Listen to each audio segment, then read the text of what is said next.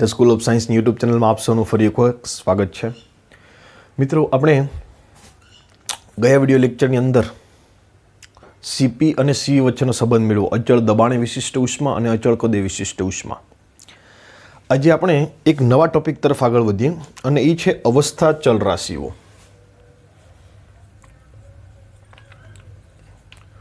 અવસ્થા ચલ રાશિઓ અને અવસ્થા સમીકરણ. અવસ્થા ચલ રાશિ અને અવસ્થા સમીકરણ. મિત્ર, કોઈ પણ તંત્ર થર્મોડાયનેમિક સંતુલનમાં હોય. થર્મોડાયનેમિક સંતુલનમાં એટલે શું?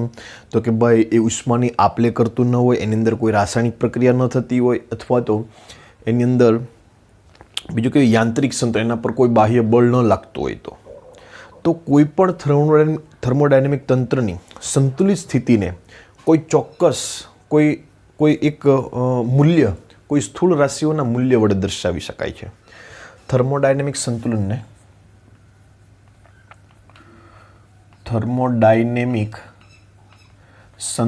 અવસ્થાને સંતુલન અવસ્થા તમારે દર્શાવવી હોય તો તમારે અમુક પ્રકારની સ્થૂળ રાશિના મૂલ્ય વડે તમે દર્શાવી શકો કે ભાઈ સ્થૂળ રાશિનું આટલું મૂલ્ય, તો એની આ સંતુલન અવસ્થા છે એવું કહેવાશે. એટલે કોઈ પણ થર્મોડાયનેમિક સંતુલન અવસ્થા તમારે દર્શાવવી હોય તો તમારે એ સ્થૂળ રાશિના મૂલ્ય દર્શાવવા પડે. આ સ્થૂળ રાશિઓ કઈ કઈ હોય? તો કે ભાઈ સંતુલન અવસ્થાને સ્થૂળ રાશિઓ જેવી કે દળ, કદ, તાપમાન, દબાણ અને જો વાયુનું મિશ્રણ સ્વરૂપે વાયુ હોય તો એનું બંધારણ. મિશ્રણ સ્વરૂપે હોય તો બંધારણ. તો થર્મોડાયનેમિક સંતુલન અવસ્થા દર્શાવી તો તમારે એનું દળ ખબર હોવી જોઈએ, એનું કદ ખબર હોવી જોઈએ, તાપમાન ખબર હોવી જોઈએ, દબાણ. તમે આ દળ, કદ, તાપમાન, દબાણના કોઈ ચોક્કસ મૂલ્ય લખો એટલે તમને ખબર પડી જાય કે આની અવસ્થા આ છે. એટલે થર્મોડાયનેમિક સંતુલન અવસ્થા દર્શાવવા માટે સ્થૂળ રાશિના મૂલ્યનો ઉપયોગ કરવામાં આવે છે. મિત્રો, અમુક પ્રક્રિયાઓ જેવી છે કે એ સંતુલનમાં ન હોય. કેવી પ્રક્રિયાઓ? તો કે દાખલા તરીકે ભાઈ આ એક પાત્ર છે. આ પાત્રની વચ્ચે એક દિવાલ બનાવેલી છે. આની અંદર વાયુઓ ભરેલા છે. આની અંદર વાયુ છે, કોઈ એક ચોક્કસ પ્રમાણમાં વાયુ છે. અત્યારે આ સંતુલનમાં છે. સંતુલનમાં હોવું એટલે શું? તો કે ભાઈ એનું તાપમાન બહારના તાપમાન જેટલું હોય અને એનું દબાણ બહારના દબાણ જેટલું હોય તો એ સંતુલિત સ્થિતિમાં છે. હવે જ્યારે આ બે પાત્રને આની અંદર શૂન્યાવકાશ છે. આની અંદર શું છે? શૂન્યાવકાશ. વચ્ચે દિવાલ છે. હવે આ દિવાલને જો અચાનક લઈ લેવામાં આવે તો શું થશે? તો કે ભાઈ આ વાયુઓનું શૂન્યાવકાશમાં પ્રસરણ થશે. વાયુનું શૂન્યાવકાશમાં પ્રસરણ થશે. શું આ શૂન્યાવકાશમાં પ્રસરણ થાય ત્યારે સંતુલનમાં પ્રક્રિયા હશે? નહીં હોય. કેમ કે પાત્રની દરેક જગ્યાએ દબાણ સમાન નહીં હોય, અલગ અલગ દબાણ હશે. પહેલાં થોડાક કણો અહીંયા જશે, થોડાક કણો અહીંયા જશે, થોડાક કણો અહીંયા જશે. તો શૂન્યાવકાશમાં વાયુનું પ્રસરણ એ સંતુલિત અવસ્થા નથી. જ્યારે એ આપણે જેવી આ વચ્ચેની દિવાલ ઉઠાવી ત્યારની વાત છે. એટલે હું અહીંયા લખું છું કે શૂન્યાવકાશમાં વાયુનું મુક્ત પ્રસરણ એ સંતુલિત અવસ્થા નથી. સંતુલિત અવસ્થા નથી, એ અસંતુલિત અવસ્થા છે. ઘણું લાંબા સમય. એટલે કેમ અસંતુલિત અવસ્થા છે? તો કે ભાઈ આમાં જ્યારે વાયુનું મુક્ત પ્રસરણ થશે ત્યારે પાત્રની દિવાલ પર જ્યારે પ્રસરણ થાય ત્યારની વાત છે. ત્યારે પાત્રની દિવાલ પર અહીંયા પહેલાં દબાણ હશે ને પછી ધીમે ધીમે વાયુ આવશે તો ધીમે ધીમે એ દબાણ બદલશે. તો એ અસંતુલિત બદલતું હોય તો એ અસંતુલિત કહેવાય. જો ચોક્કસ મૂલ્ય તમારું છે કે દબાણ ફિક્સ આટલું છે 5 atm એટલે 5 atm, તો એ સંતુલિત અવસ્થા કહેવાય. અહીંયા દબાણ સતત બદલશે. ક્યારે? જ્યારે પ્રસરણ થતું હશે ત્યારે પ્રસરણ થઈ જશે. થોડાક સમય પછી આ બોક્સને તમે રહેવા દેશો તો પાછું સંતુલિત સ્થિતિ પ્રાપ્ત થઈ જશે. પરંતુ જ્યારે પ્રસરણ થતું હોય વાયુનું, શૂન્યાવકાશમાં જ્યારે વાયુનું મુક્ત પ્રસરણ થતું હોય ત્યારે આ પ્રક્રિયા સંતુલિત હોતી નથી. અમુક સમય બાદ ફરી પાછી સંતુલિત અવસ્થા પ્રાપ્ત કરે. બીજી એક વાત છે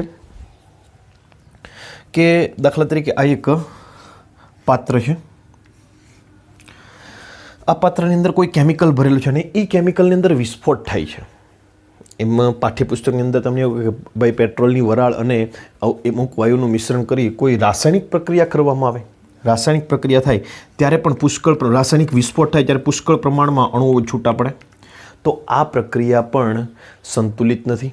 જ્યારે રાસાયણિક બોમ્બનો વિસ્ફોટ થાય ત્યારે એ પ્રક્રિયા સંતુલિત નથી, કેમ કે પાત્રના દરેક જગ્યાએ દબાણ અને તાપમાન કેવા હશે? જુદા જુદા હશે. હા, અમુક સમયગાળો થશે પછી એના દબાણ અને તાપમાન એ ફિક્સ થઈ જશે. એટલે શરૂઆતમાં તો જેવી આ પ્રક્રિયા, આ જે બોમ્બ, ટૂંકમાં બંને પ્રક્રિયા ખૂબ ઝડપી પ્રક્રિયા છે. તમે આને આ પાત્રની દિવાલને આમ જ્યારે વચ્ચેથી લઈ લેશો ત્યારે ઝડપથી આ વાયુનું આ બાજુથી આ બાજુ પ્રસરણ થશે. જ્યારે પ્રક્રિયા ઝડપથી થતી હોય ત્યારે સંતુલિત હોય નહીં. અહીંયા જ્યારે વિસ્ફોટ થશે ત્યારે બધા જ કણો છૂટા પડશે. એ છૂટા પડશે ત્યારે દરેક જગ્યાએ તાપમાન, જ્યારે એમનો સ્થાયી અવસ્થામાં છે, સંતુલિત અવસ્થામાં છે ત્યારે એ સંતુલન હશે. પરંતુ જેવો વિસ્ફોટ થશે એટલે પાત્રના દરેક બિંદુએ દબાણ અને તાપમાન કેવા થશે? અમુક ટૂંકા ગાળા માટે કેવા હશે? જુદા જુદા થશે. તો આ પ્રક્રિયાઓ કેવી પ્રક્રિયા કહેવાશે? અસંતુલિત કહેવાશે. તો થોડાક સમય પછી એનું દબાણ બહારના દબાણ જેટલું થઈ જશે, તાપમાન બહારના તાપમાન જેટલું થઈ જશે, ત્યાર પછી સંતુલિત અવસ્થા પ્રાપ્ત કરી શકશે. તો આ થયું મિત્રો સંતુલન. બરાબર યાદ રાખજો. બીજું અવસ્થા સમીકરણ કોને કહેવામાં આવે? તો કે ભાઈ સંતુલન અવસ્થા દર્શાવતા શું કહેવાય, સ્થૂળ રાશિઓ છે, એ સ્થૂળ રાશિઓ વડે જે સમીકરણ મળે એને અવસ્થા સમીકરણ કહેવાય. સંતુલન દર્શાવતી રાશિઓ કઈ કઈ? તો કે દળ, કદ, તાપમાન, દબાણ વગેરે સંતુલન દર્શાવતી રાશિઓ છે. તો આ દળ, કદ, તાપમાન, દબાણ વગેરે દર્શાવતું જે સમીકરણ છે એ અવસ્થા સમીકરણ કહેવામાં આવે છે. અને આ અવસ્થા સમીકરણમાં જે અવસ્થા ચલ રાશિઓ છે, અવસ્થા ચલ રાશિઓ કઈ કઈ? તો કે આઈડિયા. એ અવસ્થા ચલ રાશિઓ એકબીજાથી સ્વતંત્ર ના પણ હોય, એકબીજા પર આધાર રાખતી હોય. જેમ કે આપણી પાસે એક સમીકરણ છે પીવી બરાબર મ્યુ આરટી. પીવી બરાબર મ્યુ આરટી આ પણ અવસ્થા ચલ છે. આ બધા જ અવસ્થા ચલ છે. તો દબાણ છે એ કદ પર પણ આધાર રાખે, મૂળની સંખ્યા પર પણ આધાર રાખે, તાપમાન પર પણ આધાર રાખે. તો આ અવસ્થા છે એ બીજા અવસ્થા ચલથી સ્વતંત્ર નથી, બીજા અવસ્થા ચલ પર આધાર રાખે છે. તો મિત્રો આ આજની થિયરીથી અવસ્થા ચલ રાશિ અને અવસ્થા સમીકરણ. ત્યાર પછી બીજી બે રાશિઓ છે એક્સટેન્સિવ રાશિ અને ઇન્ટેન્સિવ રાશિ. બરાબર સમજી લેજો મિત્રો. એક્સટેન્સિવ રાશિ કોને કહેવામાં આવે? ઇન્ટેન્સિવ ચલ રાશિઓ કોને કહેવામાં આવે? આઈ થિંક આ અવસ્થા ચલ રાશિ તમને ખબર પડી કે જે રાશિઓ વડે, જે સ્થૂળ રાશિઓ વડે સંતુલિત અવસ્થા દર્શાવી શકાય એને અવસ્થા ચલ રાશિ કહેવામાં આવે છે. ફરી વખત કે જે સ્થૂળ રાશિઓ વડે કોઈ પણ તંત્રની સંતુલન અવસ્થા દર્શાવી શકાય એને અવસ્થા ચલ રાશિઓ કરીને આ અવસ્થા ચલ રાશિઓ વચ્ચેનું જે પણ સમીકરણ છે એને અવસ્થા સમીકરણ કહેવાય. ત્યાર પછી એક્સટેન્સિવ ચલ રાશિઓ. એક્સટેન્સિવ ચલ રાશિ અને બીજું છે ઇન્ટેન્સિવ ચલ રાશિ. ઇન્ટેન્સિવ ચલ રાશિ બરાબર યાદ રાખી લેજો, એક વખતમાં યાદ રહી જશે. એક્સટેન્સિવ ચલ રાશિઓ છે એ પદાર્થનું પરિમાણ દેખાડે, પરિમાણ પર આધારિત છે. શેના પર આધારિત છે? પરિમાણ પર આધારિત છે. આ પરિમાણ પર આધારિત નથી, પરિમાણ પર આધારિત નથી. એક્સટેન્સિવ ચલ રાશિઓ કઈ કઈ આવે? તો કે ભાઈ એક તો આવે આંતરિક ઉર્જા, આંતરિક ઉર્જા U, બીજી આવે કદ V, ત્રીજી આવે દળ M. આ વગેરે એક્સટેન્સિવ પરિમાણ પર આધાર રાખે.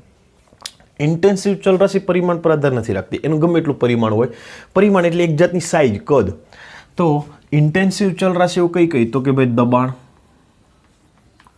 તાપમાન, ઘનતા, આ વગેરે કેવી રાશિ છે? ઇન્ટેન્સિવ ચલ રાશિઓ છે. એટલે શું? પરિમાણ પર આધાર રાખે. એટલે શું મિત્રો? આ રાશિને તમારે એક્સટેન્સિવ છે કે ઇન્ટેન્સિવ એ તમારે જો ક્લિયર કરવું હોય તો તમારે એક પાત્ર લેવાનું.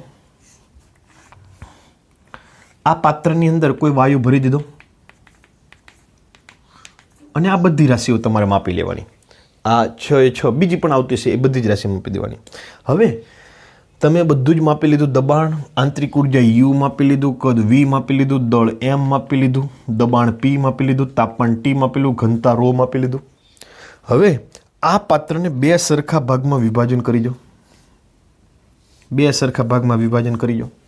હવે તમે આનું માપશો, આનો U માપશો અને આનો U માપશો. તો શું U અડધું થઈ ગયું છે? આંતરિક ઉર્જા અડધી થઈ ગઈ છે? તો કે ના. આંતરિક ઉર્જા કેના પર આધાર રાખે? તો કે આંતરિક ઉર્જા એ દરેકે દરેક અણુની ગતિ ઉર્જા છે. આંતરિક ઉર્જા એ દરેકે દરેક અણુની ગતિ ઉર્જા છે. ચલો આંતરિક ઉર્જાને ભાગ કર્યો. કદ બંનેમાં કેવું થશે? અડધું થઈ જશે કે એટલું ને એટલું જ રહેશે? તો કે ભાઈ બે ભાગ પાડશો તો આનું કદ આટલું થશે, પહેલાં કરતાં કેવું થશે? બંનેનું અડધું અડધું થઈ જશે ને ટોટલ આખું થશે. એટલે એ પરિમાણ પર આધાર રાખે. કદ કેવું થઈ જાય? અડધું થઈ જાય. કદ અડધું થઈ જાય તો એક્સટેન્સિવ ચલ રાશિ. અડધું થાય એ એક્સટેન્સિવ, એનું એ રહે એ ઇન્ટેન્સિવ. ચાલો દળ કેવું થઈ જાય? તો કે ભાઈ બેમાં દળના ભાગ પડી જાય, અડધું દળ આમાં આવી જાય, અડધું દળ આમાં આવી જાય, તો એ કેવી રાશિ? ઇન્ટેન્સિવ. દબાણ કેવું થાય? તો કે દબાણ એનું એ રહે. અહીંયા તમે આખું પાત્ર હોય ત્યારે દબાણ એક એટીએમ હોય, ત્યારે હવે પાત્રના બે ભાગ કરી દો તો અહીંયા પણ એક એટીએમ રહેશે, અહીંયા પણ એક એટીએમ રહેશે, તો એ કઈ રાશિ થશે? ઇન્ટેન્સિવ. તાપમાન પણ એનું જ રહેશે. તાપમાન અડધું નહીં થાય. 100°C તાપમાનવાળું પાત્ર હોય, વચ્ચેથી બે ભાગ કરી દો અને બંને પાત્રનું અલગ અલગ તમે તાપમાન માપશો તો એ તાપમાન પહેલાં જ જેટલું જ રહેશે, ઘનતા પણ એટલી ને એટલી જ રહેશે. તો તમે પાત્રના બે ભાગ કરવાથી જે રાશિ અડધી થાય એ એક્સટેન્સિવ અને જે રાશિ અડધી ન થાય એ ઇન્ટેન્સિવ. Clear cut? ચાલો તો આંતરિક ઉર્જાની વાત કરતા, આંતરિક ઉર્જા એ દરેકે દરેક અણુની ગતિ ઉર્જા છે. તો આપણે આના બે ભાગ કરીશું, તો અડધા અણુ આ બાજુ જશે, અડધા અણુ આ બાજુ જશે. તો અડધા અણુની ગતિ ઉર્જા આ બાજુ, અડધા અણુની ગતિ ઉર્જા આ બાજુ, તો યુ એ કેવું થઈ જશે? અડધું થઈ જશે. સમજણ પડે છે મિત્રો? તો આ થયું એક્સટેન્સિવ અને ઇન્ટેન્સિવ. બીજું એક સૂત્ર છે મિત્રો જે આપણે ઉષ્માગતિશાસ્ત્રના પ્રથમ નિયમથી ઓળખીએ છીએ. ડેલ્ટા ક્યુ બરાબર delta U plus P delta V. બરાબર જોજો. ડેલ્ટા યુ કેવી રાશિ? એક્સટેન્સિવ કે ઇન્ટેન્સિવ? એક્સટેન્સિવ. ડેલ્ટા ક્યુ કેવી રાશિ? તો કે ભાઈ ડેલ્ટા ક્યુ એ કોઈ ચલ રાશિ નથી.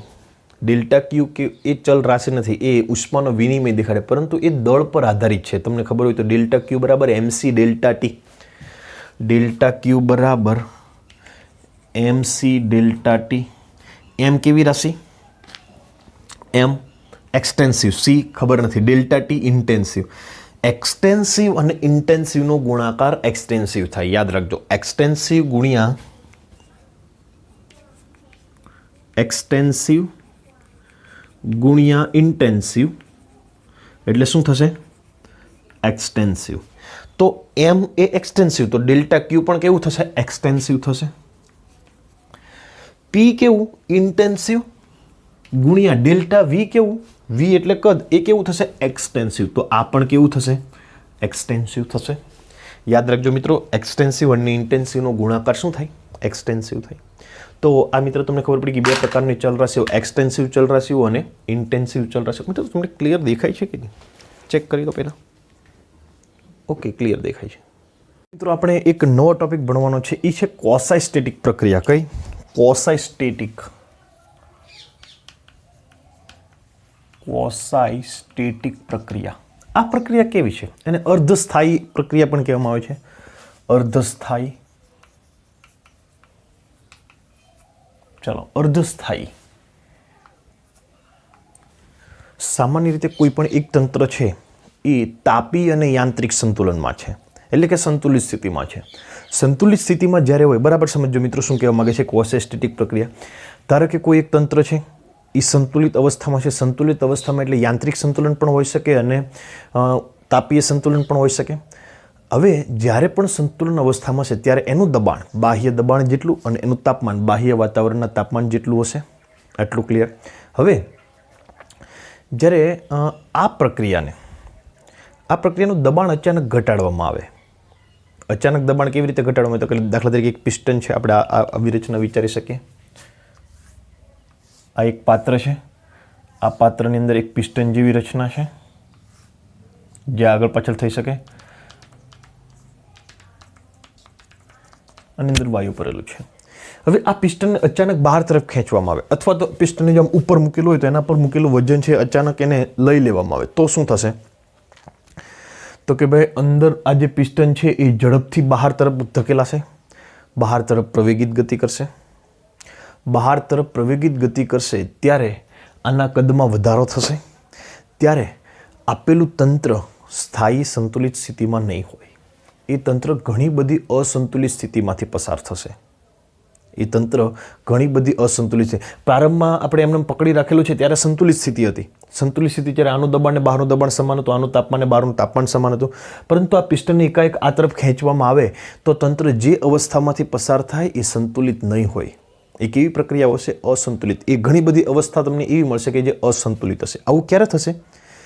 આવું ક્યારે થશે? જ્યારે અચાનક તમે કોઈ પ્રક્રિયા કરો, ખૂબ ઝડપથી પ્રક્રિયા કરો ત્યારે આનું દબાણ ને વાતાવરણનું દબાણ સમાન નહીં રહે. આપણે જ્યારે બહાર ખેંચતા હશું, જ્યારે પિસ્ટન પ્રવેગિત ગતિ કરતો હશે, ત્યારે અંદરનું દબાણ ને બહારનું દબાણ વાતાવરણના દબાણ જેટલું નહીં હોય. એ ઘણા બધા અસ્થાયી સંતુલિત સ્થિતિમાં હશે, અસ્થાયી સ્થિતિમાં હશે, સંતુલનમાં નહીં હોય. એનો મતલબ એમ કે તાપમાન અલગ અલગ હશે અને દબાણ અલગ અલગ હશે. આવી પ્રક્રિયાઓ કઈ જે અસ્થાયી હોય એવી? તો કે ઝડપથી થતી પ્રક્રિયા મોટે ભાગે અસ્થાયી હોય. ઝડપથી થતી પ્રક્રિયા મોટે ભાગે કેવી હોય? અસ્થાયી. ઝડપથી થતી પ્રક્રિયામાં અંદરનું દબાણ વાતાવરણના દબાણ સાથે મેચ ન થતું હોય, એ અસંતુલિત હોય. એવી પ્રક્રિયાઓ કઈ કઈ? તો આપણે હમણાં આગળના કિસ્સામાં જ બે પ્રક્રિયાઓ જોઈ કે ભાઈ મુક્ત વાયુનું પ્રસરણ છે એ ખૂબ ઝડપથી થાય અને રાસાયણિક બોમ્બ જ્યારે ફૂટે છે ત્યારે એ પ્રક્રિયા પણ ખૂબ ઝડપથી થાય. એ પણ કેવી છે? અસંતુલિત છે. આ પ્રક્રિયાઓ ઝડપી પ્રક્રિયાઓ છે અને એ અંદરના દબાણને વાતાવરણના દબાણનો બહુ નાનો ફેરફાર નહીં, બહુ મોટો ફેરફાર થઈ જાય. અંદરનું તાપમાન ને બહારના તાપમાન વચ્ચે નાનો ફેરફાર ન હોય, મોટો ફેરફાર થઈ જાય. તો આવી ઘણી બધી અસ્થાયી સ્થિતિમાંથી, અસંતુલિત સ્થિતિમાંથી પસાર થવું પડે અને આપણે અસંતુલિત હોય તો એનું દબાણ અને તાપમાન ન માપી શકીએ. એનું દબાણ અને તાપમાન માપવું ખૂબ અઘરું થઈ જાય, કેમ કે આપણને ખબર જ નથી. આપણે જેવું આપણે એનું તાપમાન માપવા જઈએ તો એની પાછી અવસ્થા બદલી જાય, જેવું દબાણ માપવા જઈએ તો એની અવસ્થા બદલી જાય. એટલે આવી અસંતુલિત અવસ્થા માટે દબાણ અને તાપમાનના ચોક્કસ મૂલ્ય હોય નહીં, સતત બદલતા રહી. તો હવે આપણે શું કરવાનું? તો કે ભાઈ આ અસંતુલિત અવસ્થા છે એ પ્રક્રિયાને ખૂબ ધીમે ધીમે કરવાની, ખૂબ ધીમે ધીમે કરવાની. તો ધીમે ધીમે જો પ્રક્રિયા કરવામાં આવે તો એવી પ્રક્રિયાઓને ક્વોસાઇસ્ટેટિક પ્રક્રિયા કહેવામાં આવે. કેવી? અર્ધસ્થાયી પ્રક્રિયા કહેવામાં આવે. મિત્રો એકદમ થિયરેટિકલ છે, આપણે આમાં કંઈ લખવા બખવાનું નથી. ખાલી તમને થિયરી પૂછાય તો તમારે આ બધા મુદ્દા લખવા પડે મિત્રો. બરાબર યાદ રાખો કે જો ખૂબ ઝડપથી થતી પ્રક્રિયા હોય તો એ ઘણી બધી અસંતુલિત સ્થિતિમાંથી પસાર થશે. એના દબાણને તાપમાનના મૂલ્ય સતત બદલ્યા કરશે.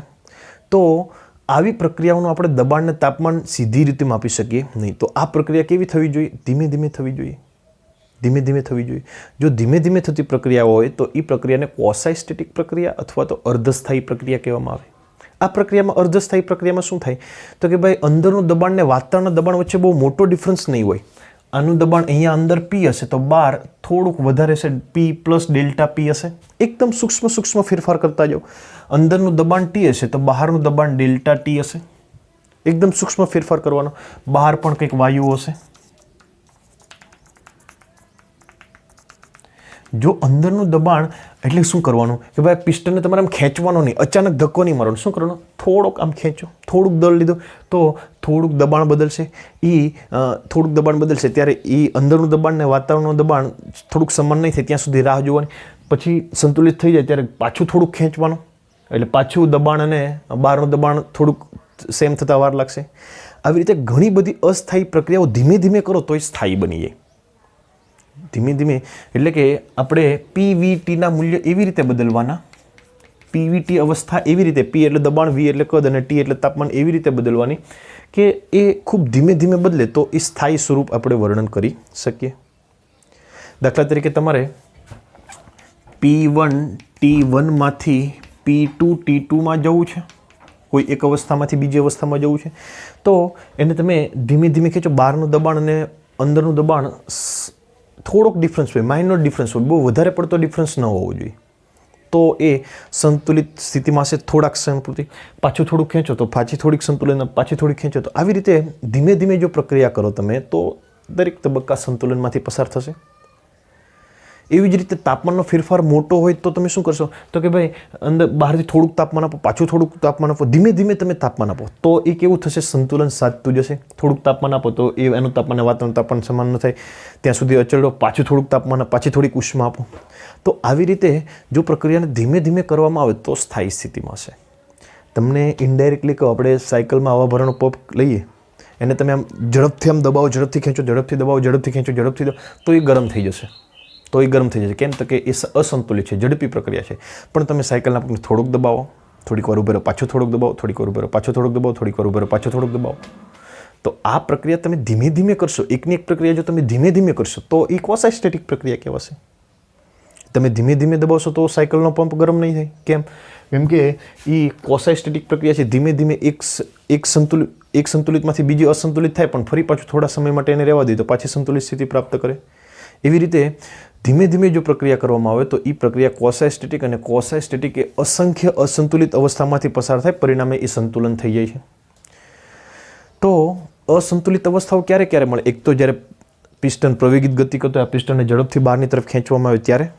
બીજું, અંદરનું દબાણ ને વાતાવરણના દબાણ વચ્ચે મોટો ડિફરન્સ હોય ત્યારે. અંદરનું તાપમાન ને બહારના તાપમાન વચ્ચે મોટો ડિફરન્સ હોય ત્યારે. અને ખૂબ ઝડપથી થતી પ્રક્રિયા હોય. આપણે 2 ઉદાહરણ લીધા કે રાસાયણિક બોમ્બનું વિસ્ફોટન થવું અને બીજું વાયુનું મુક્ત પ્રસરણ થવું. એ બંને ઝડપથી થતી પ્રક્રિયા છે. તો મિત્રો, આઈ થિંક તમને ક્વોસાઇસ્ટેટિક પ્રક્રિયા ક્લિયરલી આઈડિયા આવી ગયો છે. સાયકલના પંપવાળું ઉદાહરણ આપશો. જો તમે સાયકલનો પંપ ઝડપથી ઉપર નીચે કરશો તો ગરમ થઈ જશે, એ અસંતુલિત થશે. પણ તમે ધીમે ધીમે ધીમે ધીમે પાછું ધીમે ધીમે ધીમે ઉપર લાવો તો એ અસંતુલિત થશે ખરું, પણ થોડી ક્ષણ પૂરતી, ફરી પાછું એ સંતુલિત થઈ જાય. તો ઘણી બધી સંતુલિત સ્થિતિમાંથી પસાર થશે. તો મિત્રો, આ થઈ ક્વોસાઇસ્ટેટિક પ્રક્રિયા. ત્યાર પછી આપણે સમતાપી, સમકદી, સમદાબી, સમઉષ્મી પ્રક્રિયા ભણવાની છે, જે આપણે નેક્સ્ટ વિડીયો લેક્ચરની અંદરથી શરૂઆત કરીશું. હવે આપણે ચેપ્ટરના અંત ભાગ તરફ નહીં, પરંતુ આમ તો મધ્ય ભાગ તરફ આવ્યા. 4 પ્રક્રિયાઓ ભણવાની છે આપણે: સમતાપી, સમદાબી, સમકદી, સમઉષ્મી. ત્યાર પછી આવશે રેફ્રિજરેટર અને કાર્નોટ એન્જિન. આ સાથે આપણે આ ચેપ્ટરને પૂરું કરીશું, પણ હજુ અડધું ચેપ્ટર પહોંચ્યું છે. તો આજની થિયરી તમે મિત્રો લખી નાખજો. તમને અગાઉ એક PDF મોકલી દીધેલી છે આખા ચેપ્ટરની. ક્વોસાઇસ્ટેટિક પ્રક્રિયા અને સંતુલિત અવસ્થા ચલ રાશિઓ, એ 2 થિયરી હતી આજની. તો એ તમે તમારી નોટબુકમાં સારી રીતે ઉતારી દેજો.